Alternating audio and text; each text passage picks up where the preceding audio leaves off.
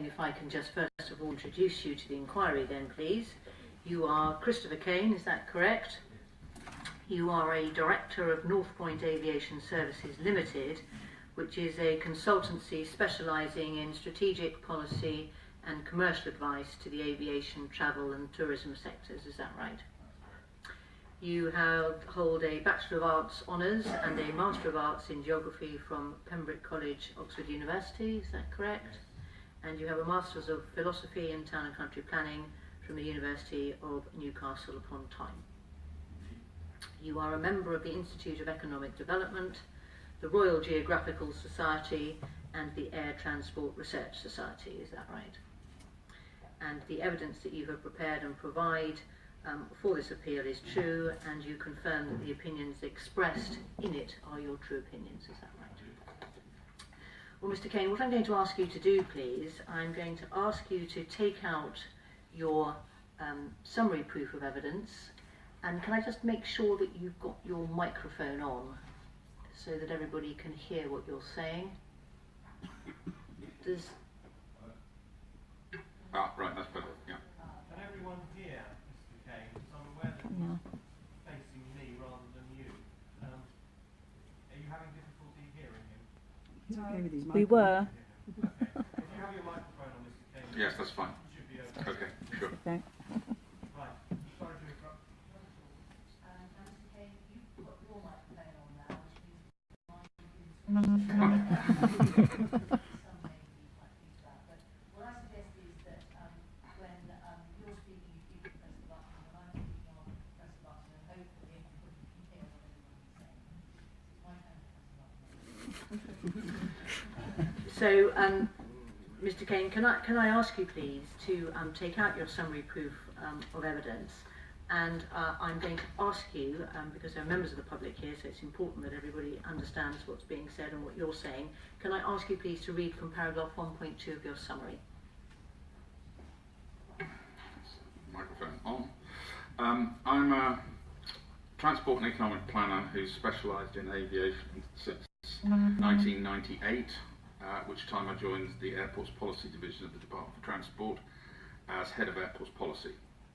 During the subsequent 8 years, I was responsible for the development of regional airports policy across the UK and for running many of the large-scale technical studies and consultations that underpinned the preparation of the 2003 Air Transport White Paper. In April 2006, I left the department to become the Airport Director at Newquay Cornwall Airport, working for Cornwall County Council.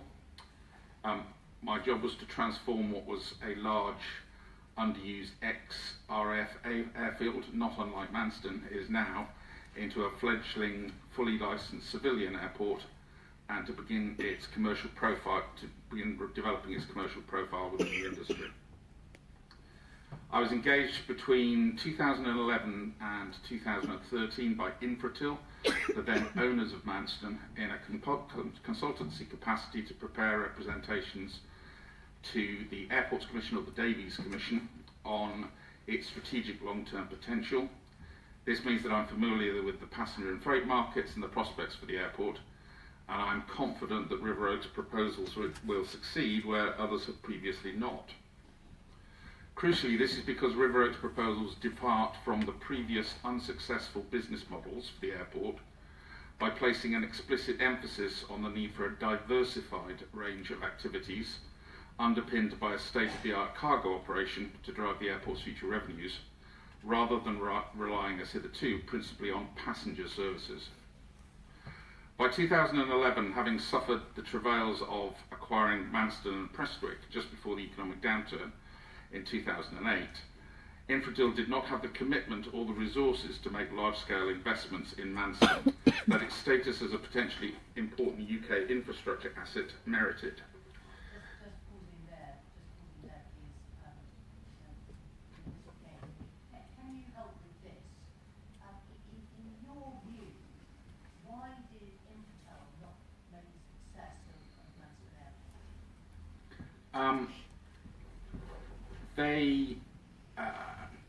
They're a New Zealand company that were based obviously on the other side of the world, and they had 3 airports in Europe, and they didn't or they weren't willing to put sufficient investment into upgrading the facilities at Manston to attract carriers.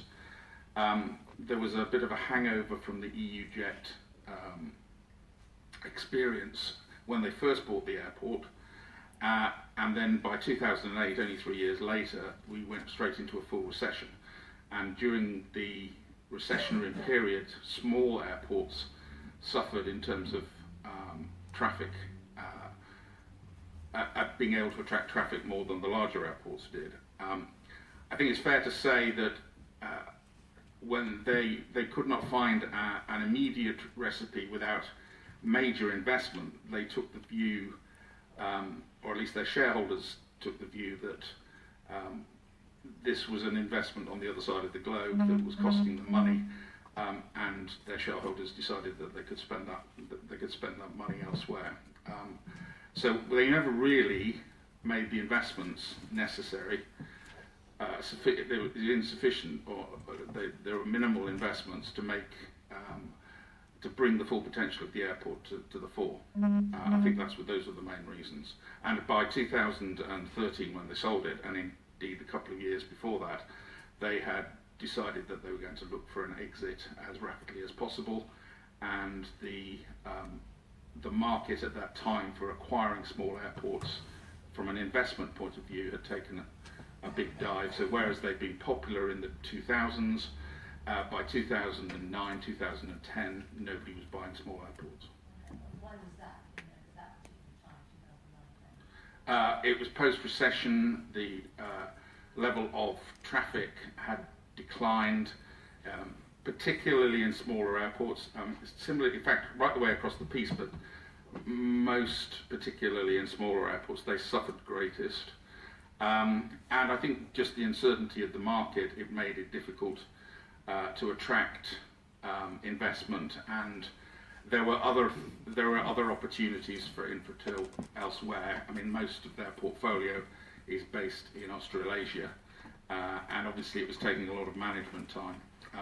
So having spoken to the people who ran it and knowing them reasonably well, that was an underlying driver. It was a bad investment made in 2005, which, because of the recession, they weren't able to deliver on. And in your view, in terms of the failure in Infratil to actually make an investment into the airport, what was the effect of that lack of investment?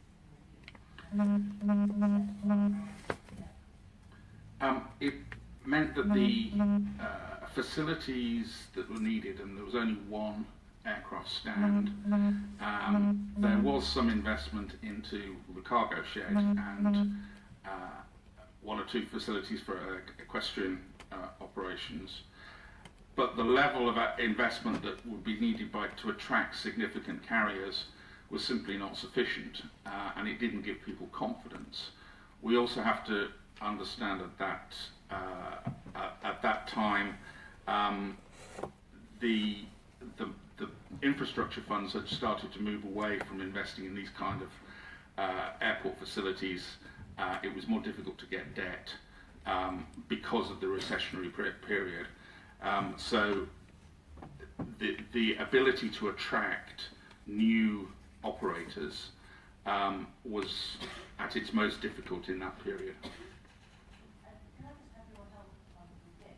Because those that essentially oppose the opening of Manston point to the failure of Infratil to make a success of it.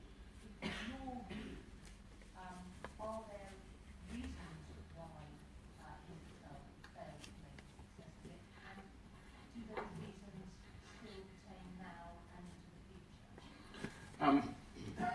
No, I mean the level of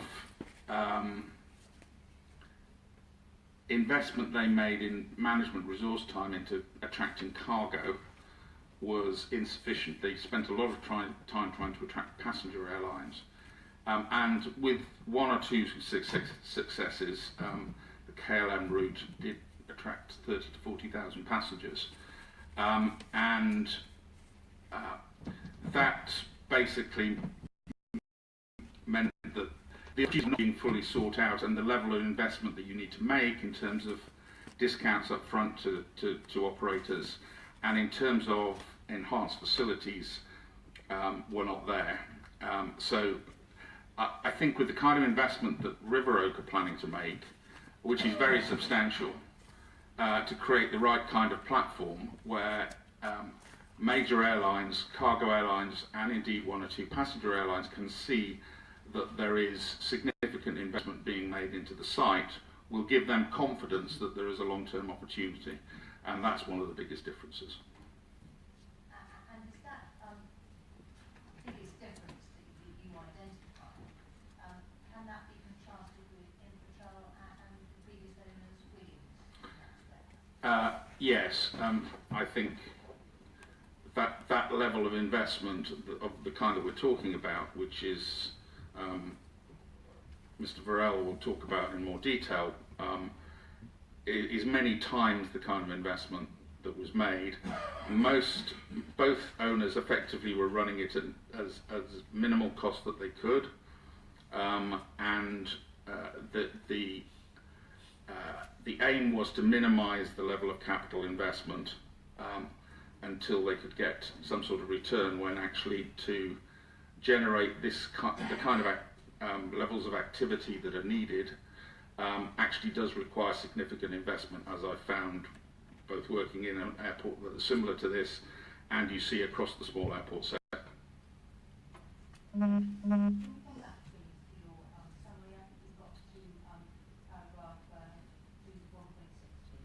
Sure. Equally, it's clear to me that Lothian Shelf Developments have never had any intention of making the kind of investment committed that was needed to turn Manston round. Rather, the airport was bought speculatively as a long-term property investment. Just pause there. You refer to Lothian Shelf Developments, but the airport was purchased by Manston Skyport. It's now, we understand, is being promoted by Stonehill Park in terms of Yes. Can you just explain those different companies, different owners? They're broadly all the same owners, and exactly what the arrangements are between the owners, but the majority owner is Anglogue. So basically we're talking the core investment interest is the same and has been consistently throughout. And why do you say that there was never any real intention on behalf of the owner, at that time Manston Skyport to stay down the road, to run Manston as an airport? What was on that? Well, initially she promised to take 2 years to see whether there were any opportunities, any markets that could allow the airports to turn around. But in the end, she took 3 months before deciding to shut it. My experience of actually running an airport is you can't decide anything in 3 months. You barely get to know it, let alone have actually sounded out the market thoroughly. And as far as I'm aware, there was no significant pieces of work that were done into major alternative development scenarios, particularly the kind that River Oak are now talking about. Basically what was looked at was primarily are there any way of stripping out any more costs, and was there any immediate carrier who could be attracted to be on the site within 12 to 18 months. And the aviation industry doesn't work like that. It frequently takes a lot longer to build up those kind of relationships. So the 2 years was a reasonable time period to see whether things could be turned around, but she never actually completed that. She decided within 3 months. And it looked suspiciously like an exercise in ticking the boxes so that she could shut it as soon as possible. Can we then come back, please, to your summary, paragraph 1.7? Since 2011, I've acted first as an independent consultant, then as a director of Northpoint, helping to advise mainly smaller regional airports on strategy and government policy matters. That would include virtually all the small regional airports in the UK. In 2013, I initiated the idea for a new industry association specifically to look after the interests of smaller airports. This regional and business airports group has now grown to 38 airport members, commissions research, makes representations to government on its members' behalf, and is on a number of DFT steering groups. Thank you. And then if you turn to section 2 of your evidence, you set out there the shortcomings of the Aviation Solutions report on Manston. And can I ask you to highlight that? Sure. Unlike the author of the Aviation Solutions report, or Lothian Shelf Developments and Advisors, I have extensive and direct relevant experience of how this kind of airport asset can be transformed and what it takes to do so.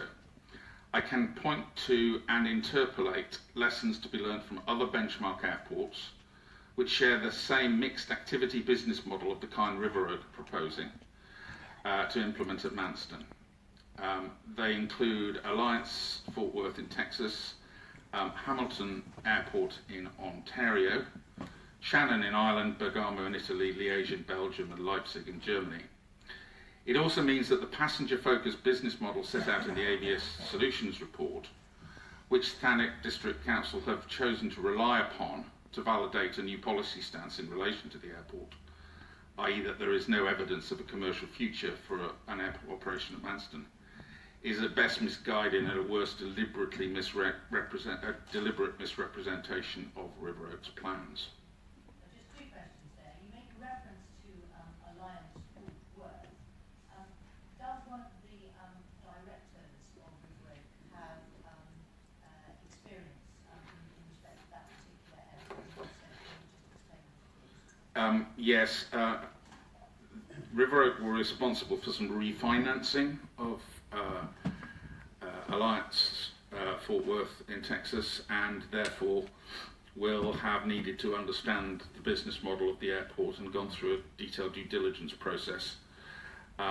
So they are familiar with this kind of mixed-use development, which that airport includes cargo, business aviation, aircraft servicing, and a range of other activities. It's a non-passenger airport. It's profitable, and it shows that the kind of proposals they're putting forward can work if it's done in the right way. And it's worth saying that that airport is in the same system as Manston is to Dallas-Fort Worth. So again, it's two very large airports in the same way that the southeast of England have. So these specialist niche airports can find a role. It's a case of making sure that you've researched that thoroughly and have a set of partners who are willing to make the investment in terms of their aircraft and in terms of developing property and servicing activities at the airport. And in terms of thorough research and appropriate and willing partners, looking back at the time, firstly at Wiggins and secondly at Infratel, were those two matters undertaken in respect of that airport? Not as far as I'm aware. There were a number of representations made at the time of the white paper when Wiggins made it, which were, I think, very speculative in terms of the level of passenger throughput that the airport could achieve. There was always a consciousness that Manston was serving a specialist freight function, and a curiosity as to why that opportunity was not being exploited further. In terms of Infratil, we've talked at length about that, but again, the absence of the kind of research that River Oak have done, and Dr. Dixon will be presenting some of that work, which is detailed and thorough, means that actually understanding the niches, it's all about, with small airports, finding niches. They're not in the business of trying to compete directly with large airports in the southeast system. It's serving particular sub-markets, particular areas. It needs very careful analysis, and most importantly, I think, very detailed market sounding to get a clear indication. It's very easy to do everything based on spreadsheets, but actually in this industry, it's very much a business-to-business industry, and you need to have direct conversations with people who are going to put their aircraft into your airport, and that's a major part of an airport director's job. And insofar as the need for that very detailed market research, insofar as the Aviation Solutions report is concerned, was that undertaken from what you can see? No, I mean, they refer to 8 interviews, and I'm not entirely clear exactly what the relevance of some of those interviews. There looked to me to be 3 or 4 that were potentially directly relevant. Contrast that with the work that Dr. Dixon's done, where she's looked at least 20 interviews with carriers, and also been much more thorough in her background research of trends in the industry. I mean, it was said earlier that the market for freight has been flat and remains flat. Well, that's simply not true. The market is actually, the most recent statistics were produced yesterday, and year-on-year growth is 8.4% across Europe. This is sourced from ACI. And Boeing World Cargo forecasts are forecasting 3.7% growth across Europe. So there is actually an upturn in the market. It's clear. You have to keep in mind CAA statistics are about 18 months behind. And that's not unsurprising, because there has been a pent-up, as economic growth returns, cargo is very much correlated with GDP and different types of activity, and that's now coming through into the marketplace and is expected to continue. Just before we go, insofar as Mrs. Livingston is suggesting to the inquiry that the freight market is a mature, sorry, Mrs. Cassidy is suggesting that the freight is a mature market, which effectively has flatlined at 2.3 million tonnes. Is it in your view, is that correct? No. Insofar as she's suggesting that the freight forwarding market is in decline, is that correct in your view? No, the major issue that there's been for freight forwarders is the absence of capacity because of the constraints at Heathrow, and because low-cost carriers are increasingly the main operators out of Stansted and Gatwick, so the belly hold market has been constrained. It's also worth pointing out, and actually Aviation Solutions do flag this, but in a kind of passing kind of way, that the type of aircraft that are being brought in now tend to have less belly hold capacity, and it's of a smaller configuration. And even Heathrow is likely to see a lot more low-cost carriers when the third runway opens, if it opens. And they are not interested in carrying cargo. It slows down their turnaround of their operations.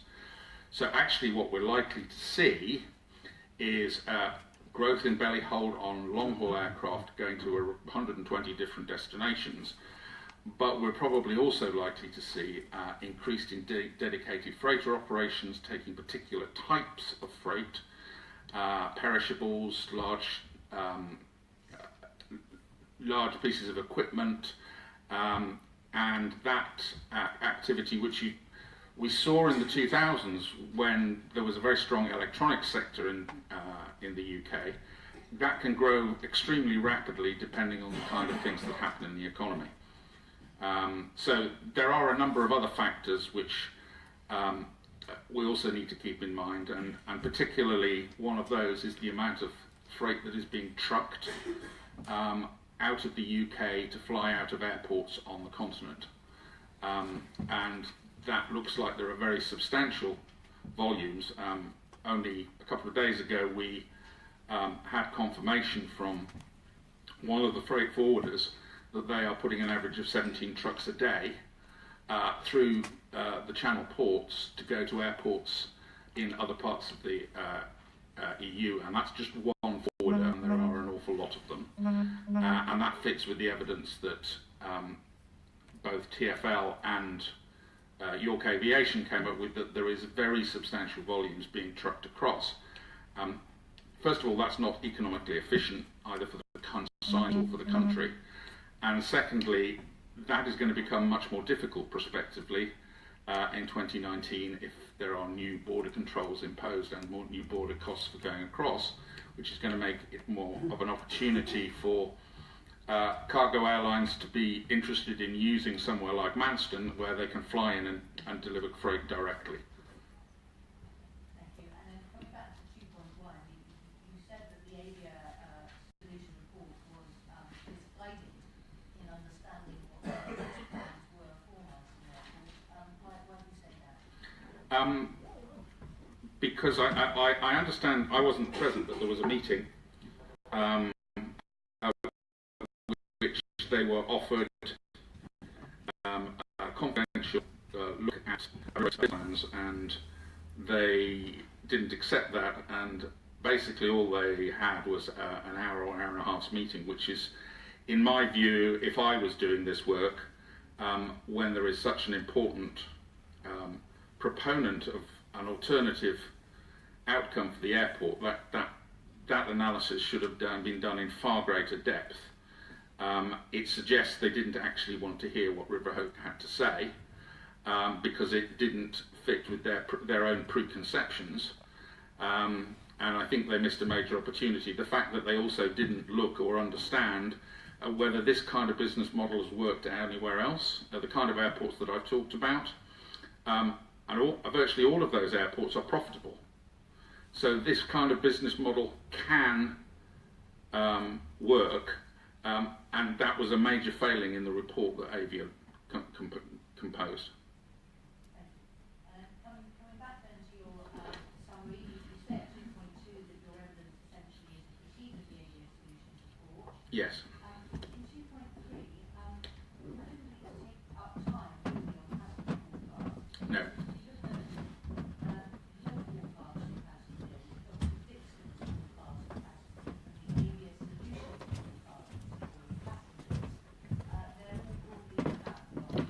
They are within the limits of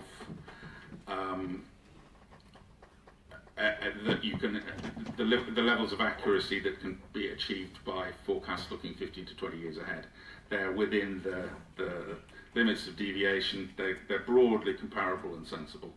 And I think what's actually useful is that those numbers have been derived under three different methodologies, and they broadly come to the same conclusion, which suggests that the ballpark figures that there are probably not far off. So, insofar as the suggestion that by about 2030 there will be broadly over 1 million passengers going through Manston Airport, is there any material or real dispute between you and the Avia Solutions report and Dr. as to that eventuality? No.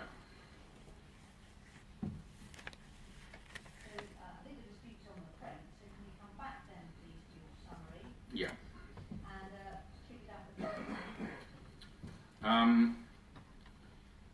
The main thing is it's the freight proposals that will form the central plank of Riverhope's development consent order submission to the Planning Inspectorate later this year.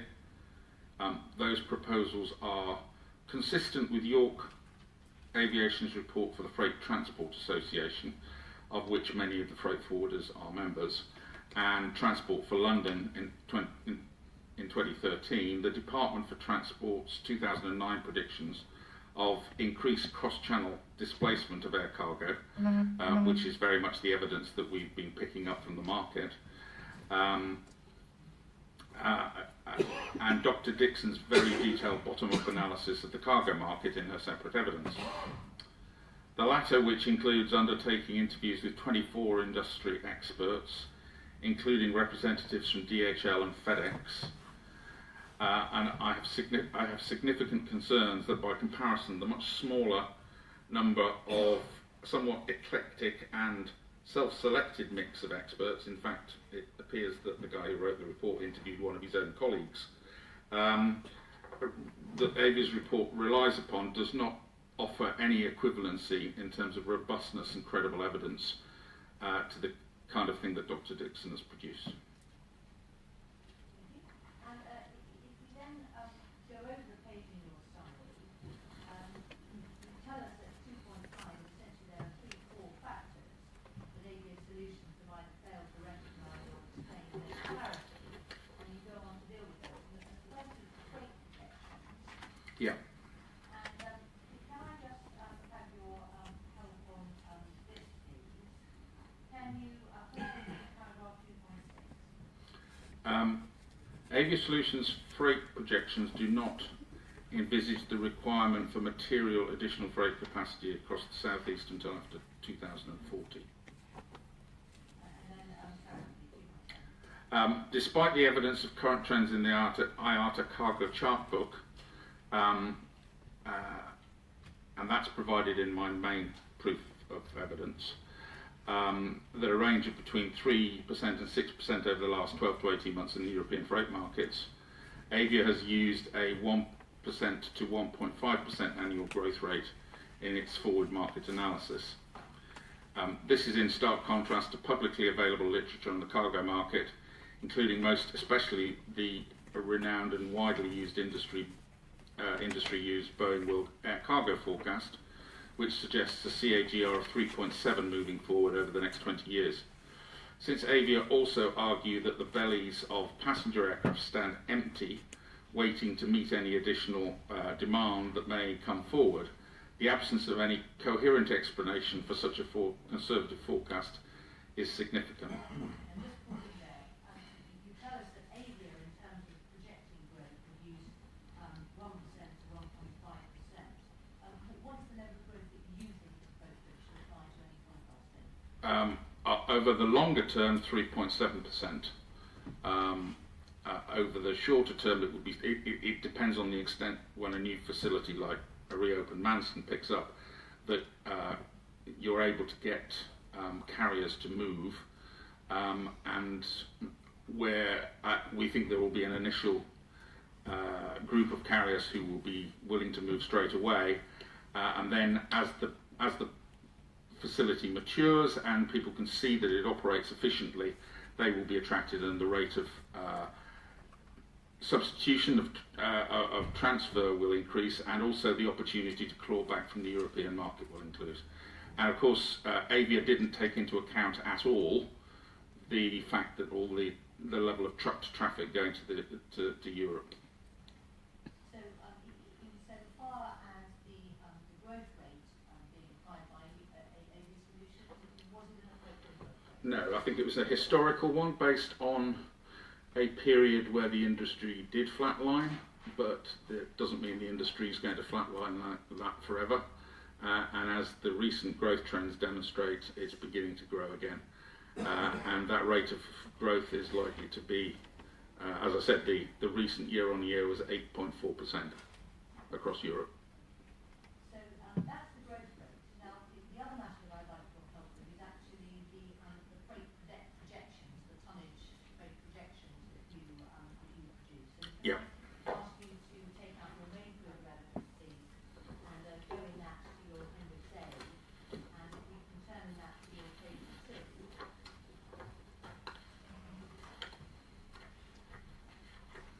If we look at the central row in that table, Yes.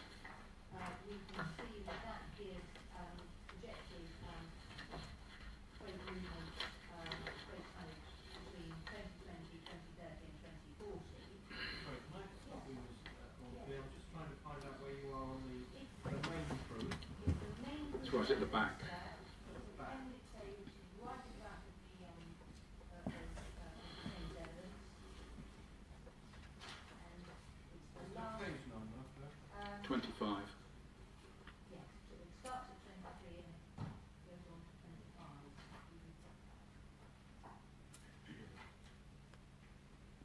Yes, it's the tab 15, isn't it? Yes. Yes, do you have that, sir? Yeah, I do. Thank you. Thank you. Yes. Thank you very much. So,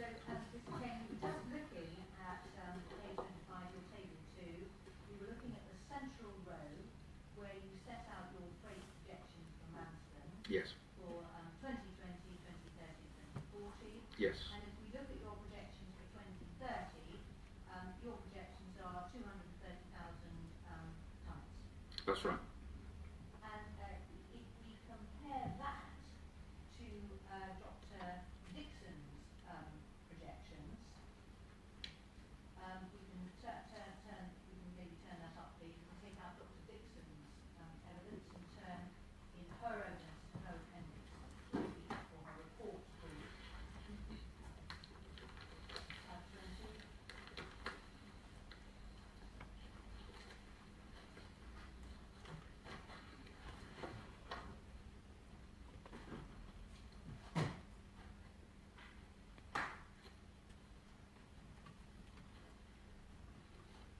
If we look at her evidence at table 1, we can see for year 11, which is the year 2030, if we look at the penultimate column in that table, the total tonnage, we can see that she's suggesting just under 223,000 tonnes. That's right. So insofar as your suggested projections and her suggested projections, are they comparable? Definitely. Have they been arrived at independently? No, we've used entirely different methodologies. Mine is what I would call a strategic top-down, which is based on understanding overall macro growth trends and capacity constraints. Dr. Dixon's is very much what I would call a bottom-up. I'll let her talk to exactly how she did it, but it's much more based on conversations with carriers and understanding from them what they might do in terms of aircraft movements and tonnages. Again, that adds to the robustness of forecasts when based on two different methodologies, and there was no overlap. Ironically, we didn't talk to each other when we were preparing the different forecasts. We came to those very similar numbers. And so therefore, insofar as those forecasts are concerned, different methodologies carried out by two different people independently of each other, what weight and robustness do you say attaches to those forecasts? A lot more than I would put on Avia's. And I think it's very important to remember with forecasts that the further out you go, the more uncertain they become, and that one of the things that we always did when I was in the department, when I was operating as a commercial director of an airport and now in consultancy, you always do forecasts more than one way to see if you can understand what are the different drivers and thresholds.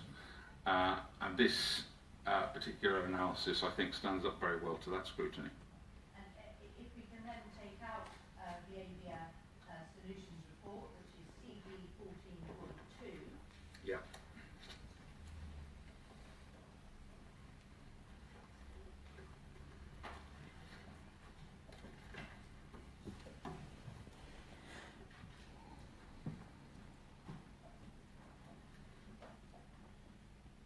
And if we turn that to page 39, we can see that this is the passenger and freight forecasting contained in the Avia Solutions report in the option that they consider the most likely, and that was with the third runway at Heathrow.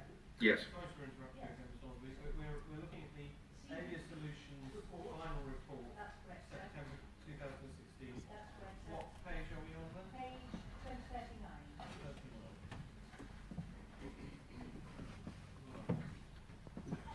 I have indeed, thank you very much.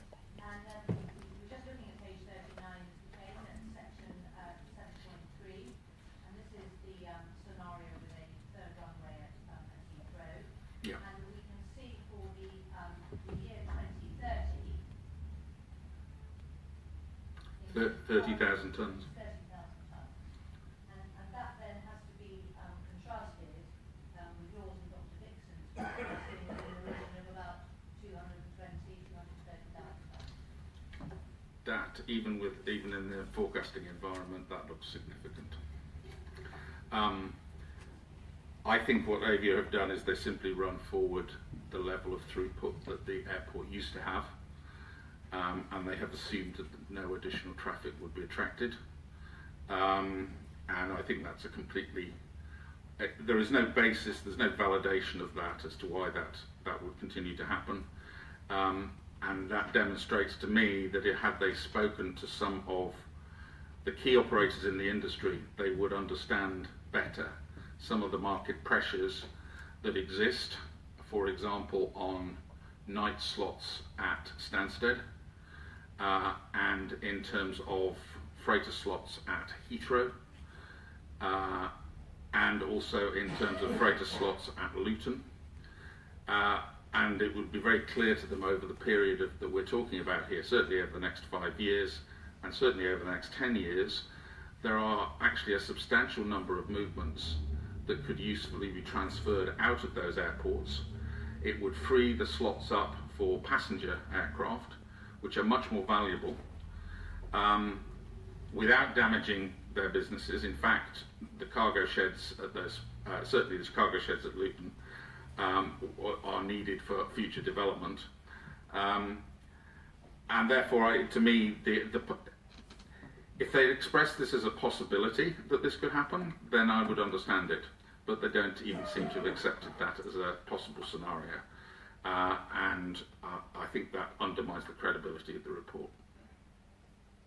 So just coming back then, please, to your summary group elements, we've got, we've looked at the freight projections, we've looked at the CA growth rates, and the other matter then, so we can go on, I think, through that, please.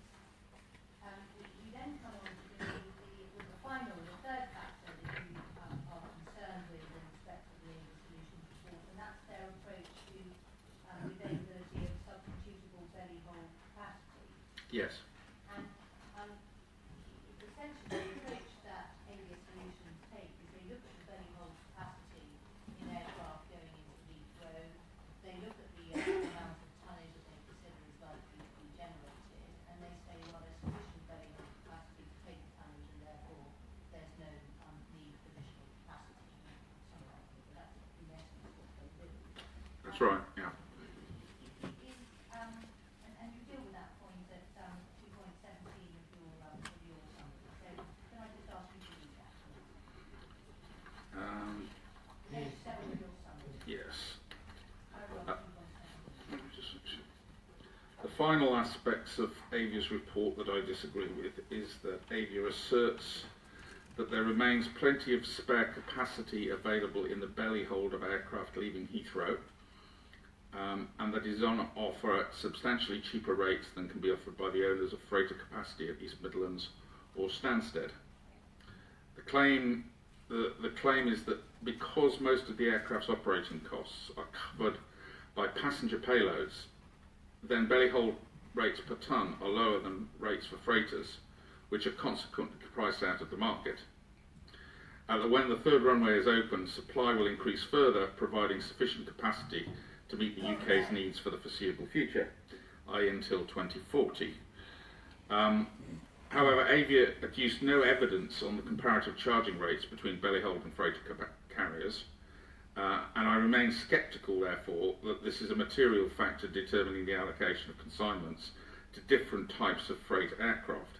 In my view, much more important factors are, firstly, that there are many other types of freight, time-critical, heavy, large or live, for which belly hold capacity cannot provide an acceptable substitute to dedicated freighters. There are severe restrictions on the size of the cargo bellies in aircraft. That's a very important factor. Secondly, Avia concedes that newer aircraft tend to have less belly hold capacity than older ones, but does not recognise this in their forecasts in terms of the effect on the average space available for cargo per belly hold aircraft. This is potentially significant because both Heathrow and Stansted have been the principal recipients of newer aircraft. They tend to be some of the first airports to get newer aircraft coming through, notably the Boeing 787 Dreamliner, the A320neo, the B737 MAX, which is just being introduced at Stansted, and in the last 5 years, and seem likely to remain so as the A350s enter major airline fleets. Hence, in the medium to long term, it's hard not to see average capacity per aircraft diminishing, even if with the new runway the total number of aircraft operating through Heathrow increases. Moreover, it's very likely that a sizable chunk of the available runway capacity of both airports will be taken up by low-cost carriers. EasyJet have already indicated they would be looking to base aircraft at Heathrow, and potentially as many as 20 or 30 aircraft at Heathrow. And as with most low-cost carriers, carrying freight does not form part of their business model. Thirdly, and perhaps most tellingly, globally 50% or less of air freight is shipped belly-hold, compared to 70% in the UK. Since the economies of the UK's main EU competitors are not materially different from our own, there is no logical explanation for this difference other than the shortage of slots available to integrator aircraft or dedicated freighters at the two main freight airports in the south of England, Heathrow and Stansted, caused by daytime runway capacity constraints. So the 50% as opposed to 70%, what does that tell you about whether the market in the UK is flatlining or whether it's constrained? It says that it's constrained because you would expect proportionally more freight to be shipped by freighters if there was capacity for freighters to use the major airports in the southeast. And there isn't at the moment. So that is a big distortion created by the long-term lack of a decision about where new airport capacity could go. And obviously Manston stands as a ready-made runway that could be used for that kind of capacity. I'm not going to ask you to read out any more section. I think you should cover that point fairly accurately. Section 3, you deal with scheduled passenger services, but as there's no real Dispute, no. I'm not going to ask you to read that out. And then you come on page 11 to deal with other aeronautical activities. And can I just ask you to read 3.5, please?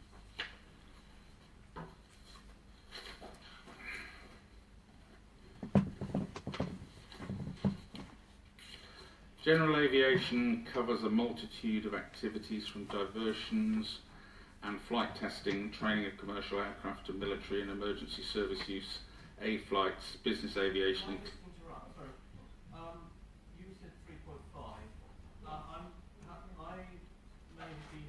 possibly have a different view because that paragraph that's just been read out is 3.6 in my version.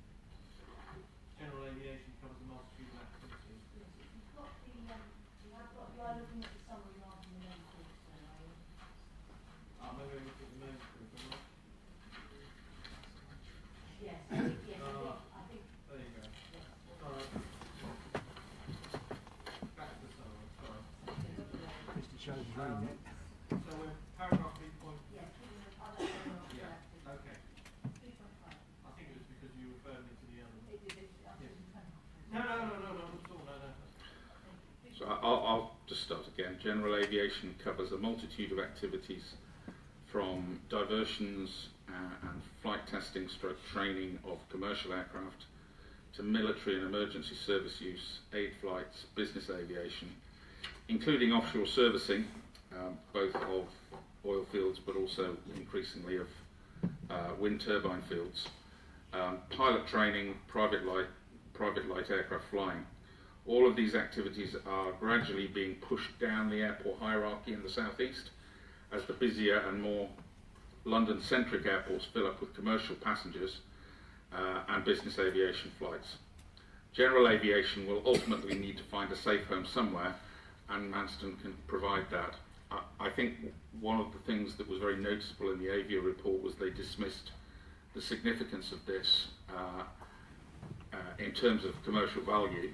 Well, I can tell you that a number of, at most small airports, that kind of activity would probably generate 20 to 25% of revenues.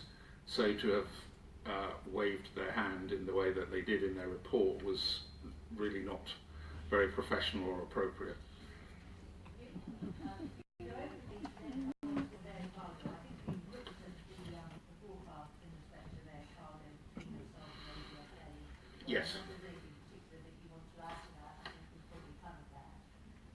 can then come on please to page 13 where you deal with aerospace and aircraft servicing and recycling. And I just ask you to read that. The other major market niche that River Oak envisages developing at Manston is a strategic aerospace aircraft servicing and recycling park offering airside access, similar to the facilities at Alliance Fort Worth, Texas, and Hamilton, Ontario, Shannon, and St Athan in the Vale of Glamorgan. The increasing congestion at the largest southeast airports means that activities such as maintenance, repair and overhaul, general aircraft servicing, for example resprays, conversions, parts replacements and upgrades, and aircraft recycling activities, which are going to become very significant in the future, can all be accommodated at Manston. The evidence is that there are at any one time a small number of major development requirements in the market for investment in large-scale facilities offering airside access. By large scale I would mean over 250,000 square feet and up to 1 million square feet.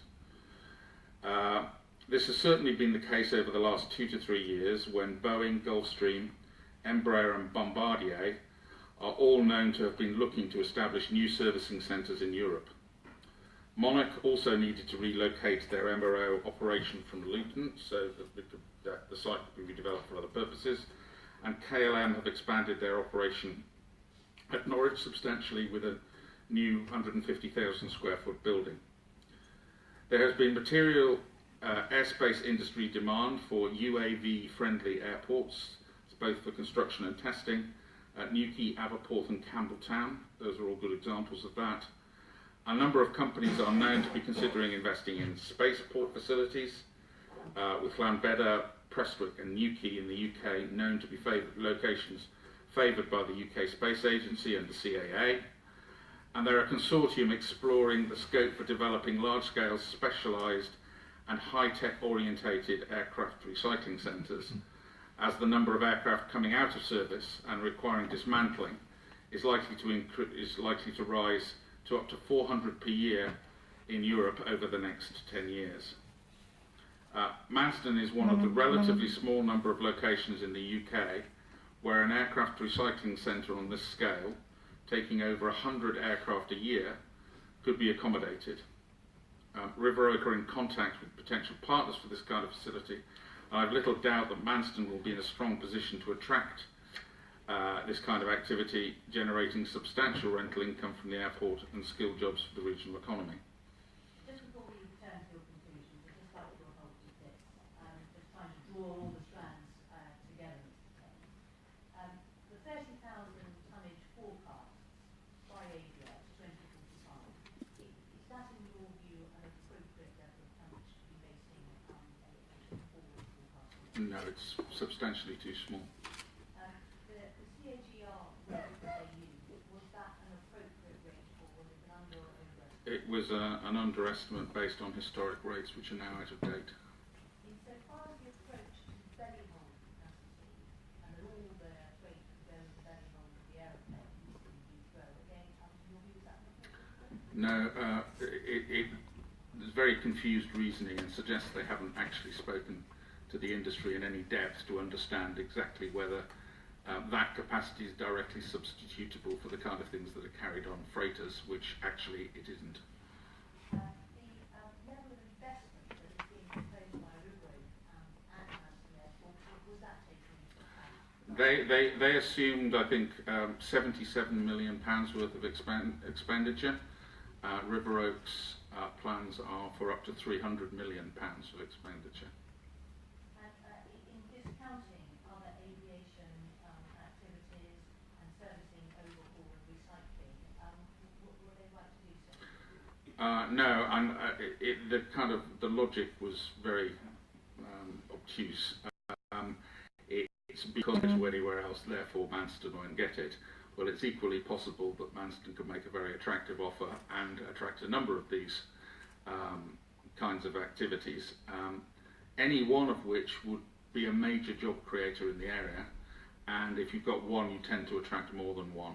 And as I said, there are a number of these around, and consistently the UK is being identified as a suitable location because of the quality of the workforce, the size of the facilities, and because of the regulatory environment which particularly American companies like. And so far as that location, that entirely suggested that it wasn't in a correct or appropriate location in order to attract talent. Do you agree with that? No.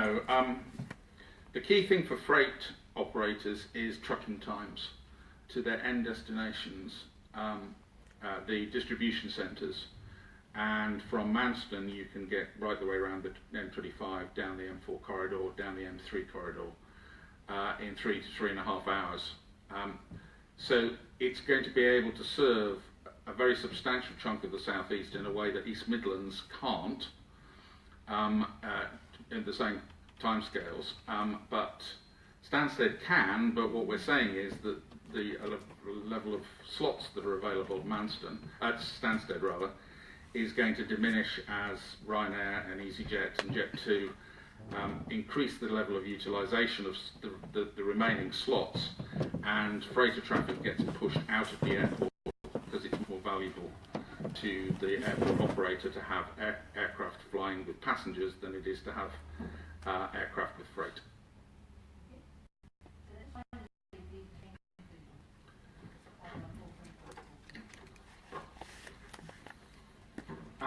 Taken together, River Oak's vision of Manston as a multifaceted airport combining freight, passengers and air servicing and recycling activities amounts to a completely different business model for the use of the airport than envisaged in the Aviation Solutions report, which focused on passenger-driven revenues when looking at airport viability. Avia's report therefore demonstrates a fundamental misunderstanding of River Oak's intentions and a failure to understand how to strategically exploit Manston's infrastructure assets within a congested system of airports in the southeast. The conclusion I've reached is that the Avia report adopted an outlook, methodology and a set of accompanying assumptions that were designed to generate a predetermined answer, namely that Manston was no longer viable as an airport.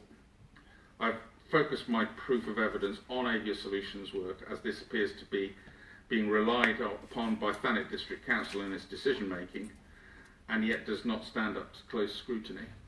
I don't know whether it was peer reviewed, but typically on these kind of reports you would also expect them to be peer reviewed.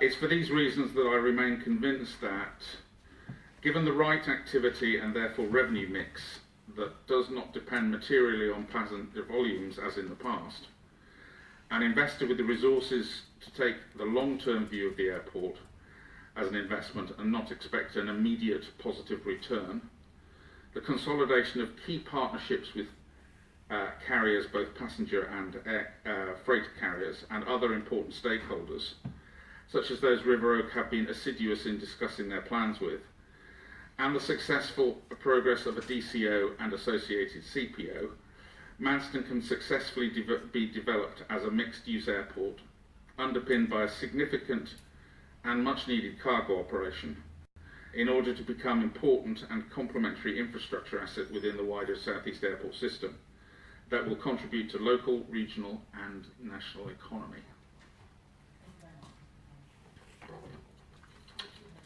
I don't have any questions at all. Thank you very much. Did you want to? No, I have to reserve the questions for later occasion. Right. So then that Right. that might be appropriate to have lunch. Uh, All of them.